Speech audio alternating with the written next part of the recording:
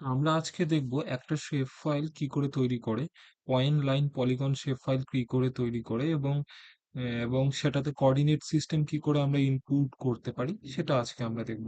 তো সেক্ষেত্রে প্রথমে চলে যাব, তো আমরা আর্কজিআইএস এ যাওয়ার পরে, তা আমরা যেই ম্যাপটার উপরে কাজ করব সেই ম্যাপটাকে, তো তার আগে সেই ম্যাপটাকে আমরা অ্যাড করে নেব। তো আমি তো এখানে আর্কজিআইএস ওয়াইটি বলে যেই ফাইলটা আছে ক্যাটালগ থেকে ডে টু তে যাব। ডে টু তে যাওয়ার পরে যেই ম্যাপটার উপরে কাজ করব, হুগলি পিএনজি বলে আমার কাছে যেই ম্যাপটা আছে সেই ম্যাপটাকে আমি নিয়ে নিলাম। তো তো এটা আননোন কোঅর্ডিনেট সিস্টেমে আছে, এটাকে প্রথমে জিও রেফারেন্সিং করে নিতে হবে। তো আমরা প্রথমে কি করব, এই ম্যাপটাকে জিও রেফারেন্সিং করে নেব। জিও রেফারেন্সিং করে নেওয়ার জন্য এখান থেকে তার কি অ্যাট কন্ট্রোল পয়েন্ট থেকে পয়েন্ট নিয়ে এটাকে জিও রেফারেন্সিং করতে হবে। তো আমি জাস্ট এখানে ক্লিক করলাম। ক্লিক করার পরে এখানে দেখো, জিও রেফারেন্সিং করার ক্ষেত্রে কোঅর্ডিনেটটাকে প্রপার কোঅর্ডিনেটে করতে হবে। এবার আমাদেরকে ডেসিমেল ডিগ্রিতে সেটাকে নিতে হবে। তো এখানে 87, এবার 28 মিনিটের যে ডেসিমেল ভ্যালুটা যেটা বেরোবে সেটা আমরা একটু ক্যালকুলেট করে বের করে নিই। 28 ডিভাইডেড বাই 60, এটার যদি আমরা ডেসিমেল এটা বের করি, তাহলে আমরা এখানে শেষে 7 দিই এবং কি এখানে 12 এর হবে 02। আমি তারপরেও আরেকবার ক্যালকুলেটর অন করে তোমাদেরকে দেখিয়ে দিচ্ছি 12 মিনিটের এটার আমরা ডেসিমেল ভ্যালু কি করে বের করব। মিনিটের ডেসিমেল ভ্যালু 12 ডিভাইডেড বাই 60, তাহলে হলো পয়েন্ট পয়েন্ট টু আসছে। তাহলে আমরা এখানে ওয়াই এর ভ্যালু যেটা আছে 23.2000 দিয়ে দিলাম। দেন আমি ওকে করে দিলাম। এরপরে আমরা চলে যাব হলো, তো এটা আমি আগেই বলেছিলাম যে তো এটাকে আমাদের টোটালটাকেই হলো ইয়ের মতো করে করতে হবে, ক্লক ওয়াইজ বা অ্যান্টি ক্লক ওয়াইজ। তো আমি ক্লক ওয়াইজ করছি, আর একটু জুম করে নেই। জুম করে নেওয়ার পরে জুম আউট করি। জুম আউট করে নেওয়ার পরে এখান থেকে আমি input x and Y A যাই। এখানে আমাকে 40 মিনিটের ডেসিমাল ভ্যালু বের করতে হবে। সেক্ষেত্রে আমার ক্যালকুলেটরে যেতে হবে। হলো 40 ডিভাইডেড বাই 60। ডেসিমাল ভ্যালু আসছে 666667 আসছে। আর 12 এর ডেসিমাল ভ্যালু তো আমরা আগেই বের করলাম, 23.2000। এটা আমাদের দ্বিতীয়টা হয়ে গেল। এখান থেকে আমাদের ম্যাপ গ্রাউন্ড থেকে আমরা ম্যাপটাকে যখন দেখতে পাবো না, তখন আমরা টেবিল অফ কন্টেন্টে গিয়ে এখানে আমরা জুম টু লেয়ার করব। জুম টু লেয়ার করার পরে আমরা থার্ড কোঅর্ডিনেট যেখানে নেব, মানে অ্যাট কন্ট্রোল পয়েন্ট যেখানে নেব সেই জায়গাটাতে চলে যাব। একটুখানি জুম করে নিচ্ছি আমি। জুম করে নেওয়ার পরে এখানে থার্ড কোঅর্ডিনেট। তো আমি এটাকে জুম আউট করছি। জুম আউট করে নেওয়ার পরে এখানে রাইট ক্লিক করে ইনপুট এক্স অ্যান্ড ওয়াই করলাম। এখানে আমাকে এক্স এর মান দিতে হবে 88.6667। আর 32 এর মান বের করতে হবে আমাকে এখানে 22 পয়েন্ট। আমি ক্যালকুলেটর অন করছি। হলো 32 মিনিট। মিনিটকে আমি যদি আর কি ডিগ্রিতে কনভার্ট করি তাহলে 60 দিয়ে 533 আসছে। 533.533, এটা আমি এখানে দিয়ে দিলাম, ওকে করে দিলাম। দেন আমি এই কর্নারে যাব। এই কর্নারে আসার পরে জুম ইন করে নেব। দেন ফোর্থ পয়েন্ট আমরা নিয়ে নিয়েছি। এরপরে আমরা কি করব, input x and Y A যাব রাইট ক্লিক করে। দেন আমি প্রথমে এক্স এর মান দেব 87.28 এর মান বের করব আমরা ক্যালকুলেটরে গিয়ে। 28 ডিভাইডেড বাই 60, তাহলে 4666 এটা আসছে। আমরা পেছনে 7 বসিয়ে দেব।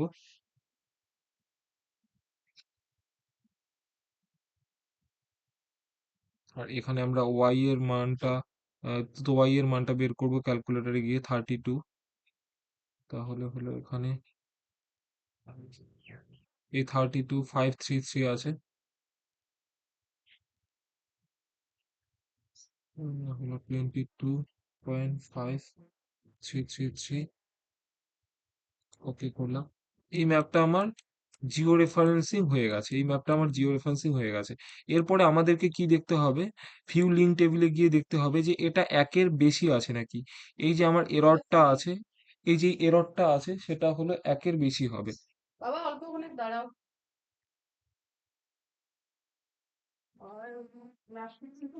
তে- তো এটা হলো একের বেশি হবে।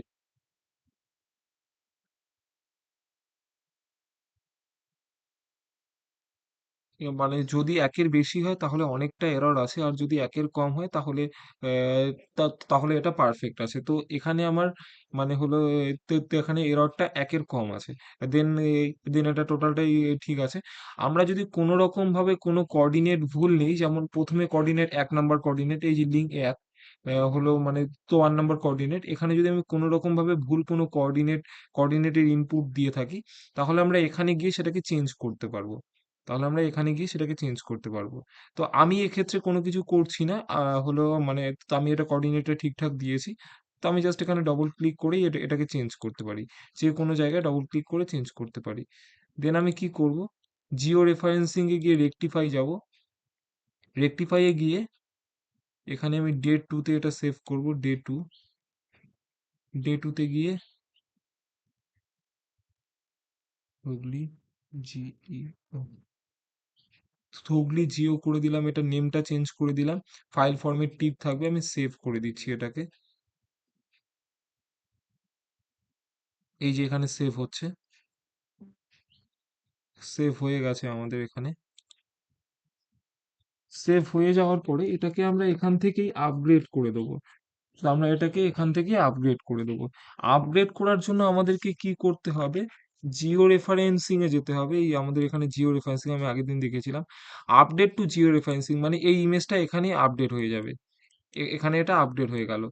এইবার আপডেট টু জিও রেফারেন্সিং, এবার ফিট টু ডিসপ্লে করলাম। এবার এটাকে আমি এখান থেকে রিমুভ করে দেবো।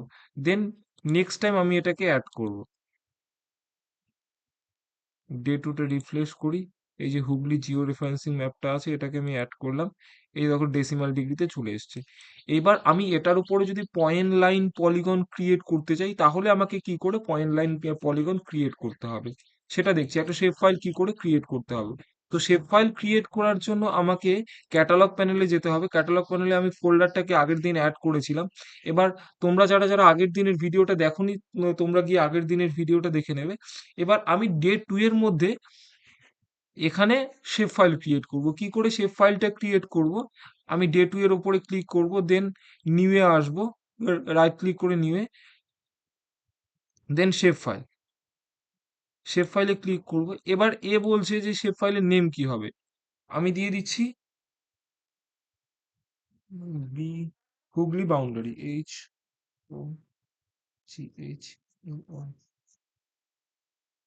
HOGHUI, 1 minute.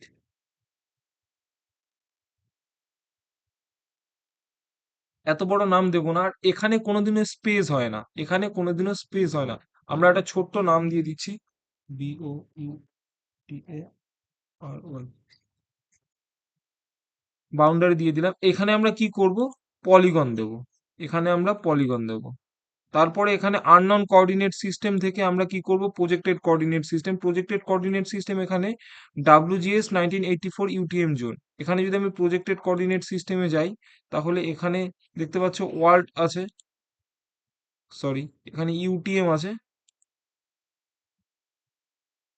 ইউটিএম এ WGS 1984 এখানে নর্থ হেমিস্ফিয়ার, যেহেতু আমাদের পশ্চিমবঙ্গ নর্থ হেমিস্ফিয়ারে আছে, এখানে 45 ডিগ্রি নর্থ, মানে আমাদের পশ্চিমবঙ্গ যেটা আছে সেটা হলো 45 ডিগ্রি নর্থ। এখানে আমরা 45 সিলেক্ট করে নিলাম, 45 সিলেক্ট করে নেওয়ার পরে ওকে। এখানে দেখো দেখতেই পাচ্ছ যে এটা আছে WGS 1984 UTM zone, 45 degree north. আর এটা যদি জিওগ্রাফিক কোঅর্ডিনেট সিস্টেম হয় তাহলে GCS WGS 1984। এটা। তারপরে আমরা ওকে করে দিলাম। শেপ ফাইল ক্রিয়েট করার পরে আমরা কি করব, এখান থেকে এডিটরে গিয়ে স্টার্ট এডিটিং করব।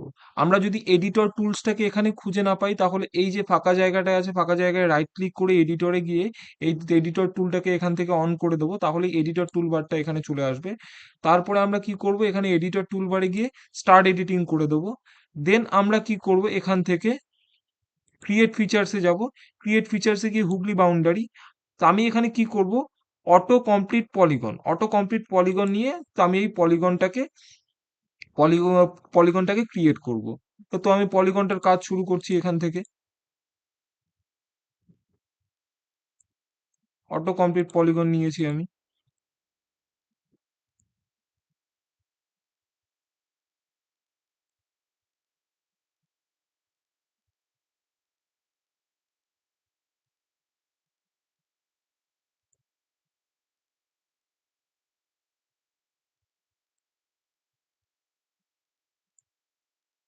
তো আমি আজকে আর একটা জিনিস জানিয়ে দেই তোমাদেরকে, তোমরা যারা যারা জিআইএস নিয়ে কাজ করবে, তোমরা কোনোদিনও কোনো রকম কান্ট্রি বাউন্ডারি বা ডিস্ট্রিক্ট বাউন্ডারিকে তোমরা হলো শেপ ফাইলে কাজ করে বা নিজস্ব ড্রয়িং ক্রিয়েট করবে না, বা নিজস্ব শেপ ফাইল ক্রিয়েট করবে না।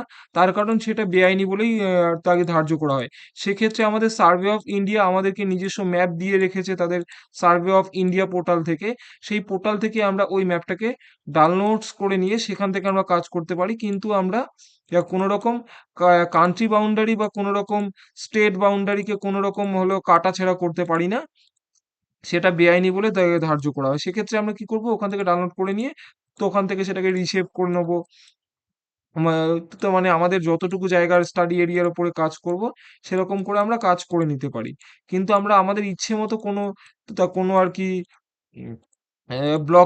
ব্লককে ডিজাইন করে সেটাকে কোনো থিসিস পেপারে পাবলিশ করে দিলাম।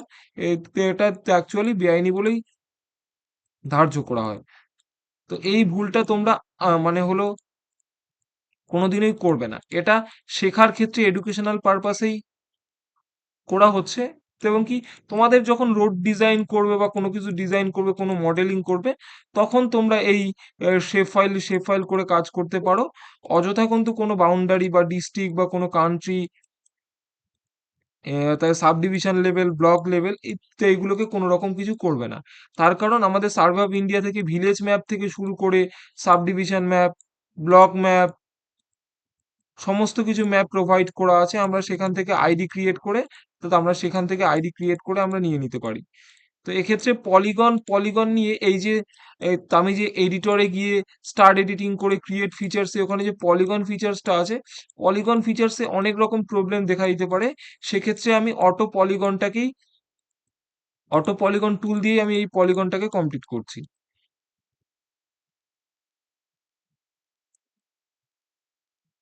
তোমরা দেখতে থাকো, এটা হয়েই এসছে।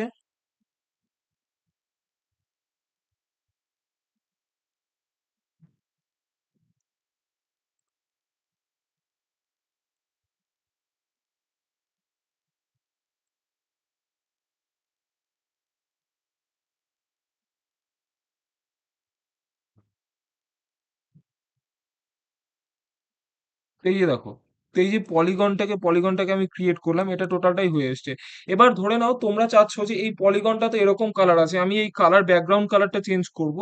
আমি ব্যাকগ্রাউন্ডে কোনো রকম কালার রাখবো না। তাহলে এই যে হুগলি বাউন্ডারির নিচে যে এই পলিগনের শেপটা দেখাচ্ছে, এখানে আমি ডবল ক্লিক করব। তো এই যে হলো বলে যেটা আছে, সেটাকে আমি চেঞ্জ করে দেবো। এইখানে আমার এরকম একটা কালার চলে আসলো। তার কারণ এই এই যে ব্লকটা এখনই কাজ করলাম, এটা সিলেক্টেড আছে।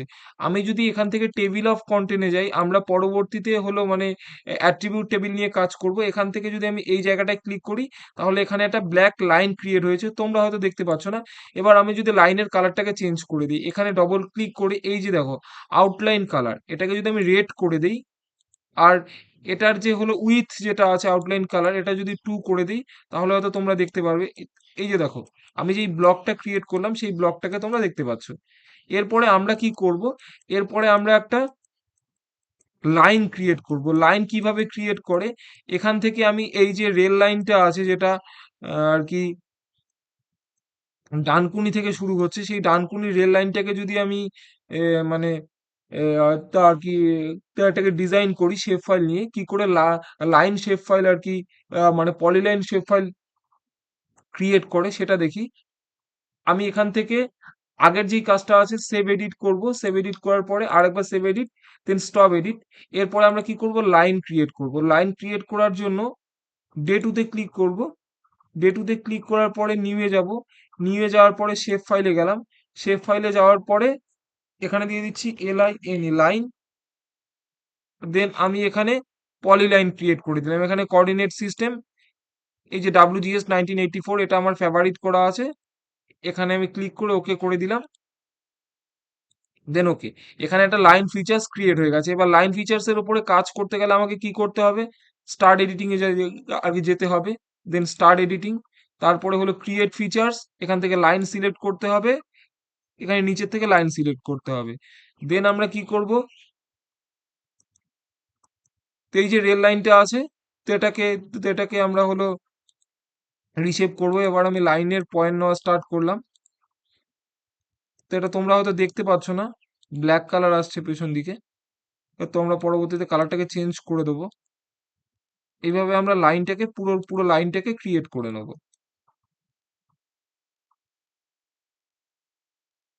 এইভাবে আমরা রোডকে ডিজাইন করতে পারি। তারপরে হলো যে কোনো লাইন, মানে ইলেকট্রিক লাইন যেটা আছে, কিন্তু ইলেকট্রিক লাইনকেও তো এইভাবে লাইন ফিচার্স এর মাধ্যমে আমরা ডিজাইন করে নিতে পারি।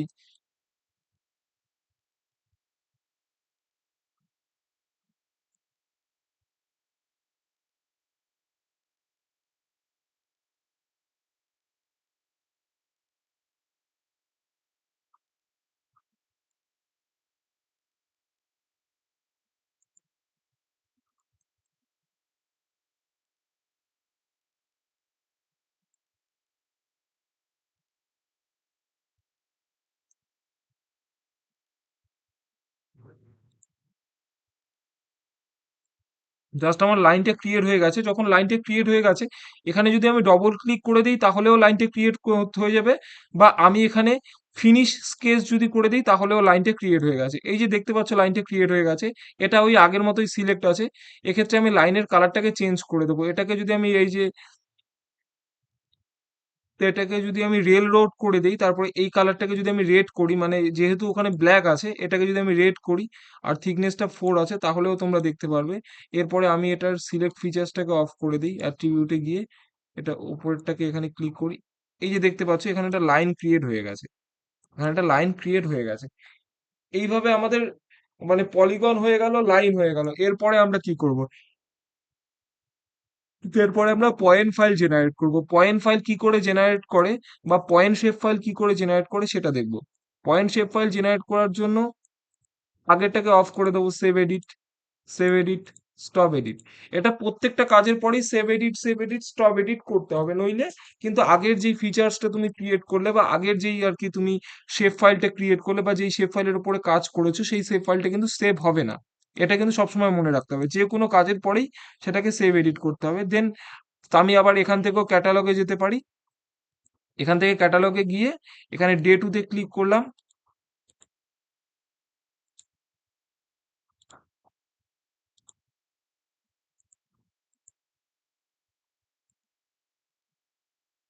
এখান থেকে ক্যাটালগে যাই,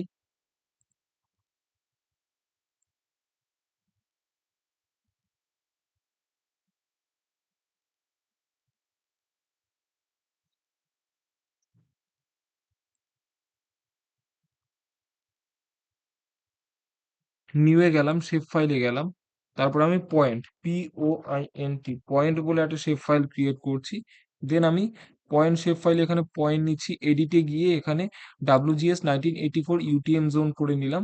এরপরে আমি ওকে করে দিলাম। এরপরে আমি কি করব, প্রত্যেকটা যে এই যে বালুরঘাট থেকে শুরু করে যতগুলো আছে পান্ডুয়া, প্রত্যেকটা জায়গায় একটা করে পয়েন্ট ফিচার্স ক্রিয়েট করব। তো এক্ষেত্রে আমাকে কি করতে হবে, স্টার্ট এডিটিং করতে হবে। স্টার্ট এডিটিং করার পরে কোথায় যেতে হবে, ক্রিয়েট ফিচার্সে এখান থেকে পয়েন্ট নিতে হবে, পয়েন্ট নিয়ে এখান থেকে পয়েন্ট। তাহলে আমার কি পয়েন্ট শেপ ফাইল ক্রিয়েট হওয়া স্টার্ট হয়ে গেল। জাস্ট আমি এইভাবে পয়েন্টগুলোকে বসিয়ে দেবো।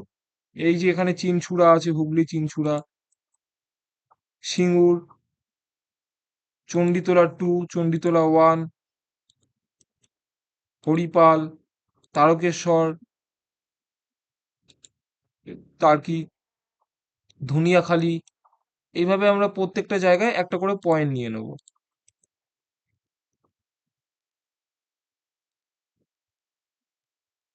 এই যে আমরা এতগুলো পয়েন্ট নিয়ে নিয়েছি, এরপরে আমরা কি করব, এটাকে অফ করে দেবো। তো এটাকে যদি আমরা অফ করে দিই, কেমন করে অফ করব, save edit, save edit, stop edit করলাম। এরপরে যদি আমি এই ম্যাপটাকে অফ করে দেই, তাহলে দেখতে পাচ্ছ যে এখানে অনেকগুলো পয়েন্ট ক্রিয়েট হয়েছে, একটা লাইন ক্রিয়েট হয়েছে, একটা পলিগন ক্রিয়েট হয়েছে। তো এইভাবে আমরা পয়েন্ট, লাইন, পলিগন ক্রিয়েট করতে পারি। এরপরে আমরা পরের দিন দেখব যে এই ম্যাপটা টোটালটাই আমি ডিজাইন করে নিয়ে আসবো। তারপরে আমরা কি করে সেটাতে পপুলেশন অ্যাড করতে পারবো বা অ্যাট্রিবিউট টেবিলের উপরে কাজ করতে পারবো। তো সেই কাজটা আমরা নেক্সট দিন দেখবো। আজকে আমরা এতটাই দেখলাম যে কি করে শেপ ফাইল ক্রিয়েট করতে হয়, প্রপার ম্যাপের ওপরে কি করে কাজ করতে হয়। আমি আর কি তোমাদেরকে এই যে মানে আমি যে ব্যাকগ্রাউন্ডে ম্যাপটা ইউজ করেছি সেই ম্যাপটা তোমাদেরকে দিয়ে দেবো, তোমরা এইভাবে ডিজাইন করবে, পুরো ম্যাপটাকে ডিজাইন করবে। দেন আমরা পরের দিন দেখব যে অ্যাট্রিবিউট টেবিল নিয়ে কি করে কাজ করতে হয়, একটা জায়গায় কি করে এই অ্যাট্রিবিউটের মধ্যে কতগুলো পপুলেশন আছে, আর কি কতগুলো মেল পপুলেশন, কতগুলো ফিমেল পপুলেশন আছে, কতগুলো চাইল্ড আছে, সেইগুলোকে ধরে ধরে আমরা পাই চার্ট, বার গ্রাফ, এগুলো ডিজাইন করব। তো আজকে এতটাই থাকলো।